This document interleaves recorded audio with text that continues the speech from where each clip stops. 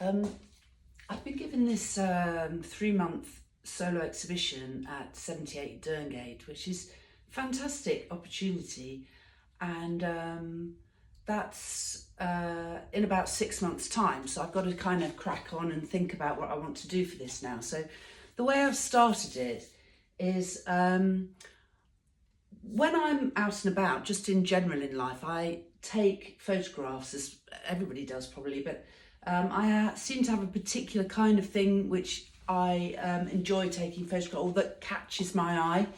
So I went back through my photographs as a starting point for this exhibition, and I went back through my photographs and I pulled out all of the photographs, or I put them into a folder, all of the ones that I thought added to the theme of the exhibition. So I've done an exhibition with 78 Derngate before, right when I very first started painting, about 10-12 years ago. And I remember that way ahead of the actual exhibition, they asked me what the title of the exhibition was going to be, because they need that for their marketing stuff. So they have to know that a long way in advance. And so, of course, having done that before, I knew that that's what I needed to decide on first. And actually, it's been really helpful, because it's kind of made me focus on what I want to do in this exhibition. So I read a quote recently, and I'll get back to you on what the whole quote was. I can't remember off the top of my head, but there was just a part of that quote that said, "A light in the heart." And that, I think that's what happens to me when I take a photograph or when I spot something. It's like a little light in my heart. It just gives me a little bit of joy. And so that's what I was scanning through my photographs. I take hundreds of photographs, and that's what I was looking for, the ones which really touch me. So, the last thing I want to do is create an exhibition of paintings which are copied from photographs. That's not why I'm doing it. The reason I'm doing it is to try and harness that feeling of a light in the heart. So I've got 40 photographs. I'm thinking I'm going to need to roughly aim for 40 paintings for this. I won't need that many. I'll probably need between 25 and 30, but if I aim for 40, then I can pick the ones that I think best suit the theme. So I've got those 40 photographs.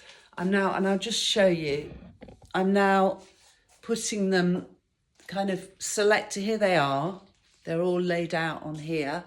I've had them printed, because I just find that's a useful way to work in this situation. So that's kind of the first thing I'm doing. I'm going to connect each photograph, which is representative of the painting, rather than the painting is going to be representative of the photograph.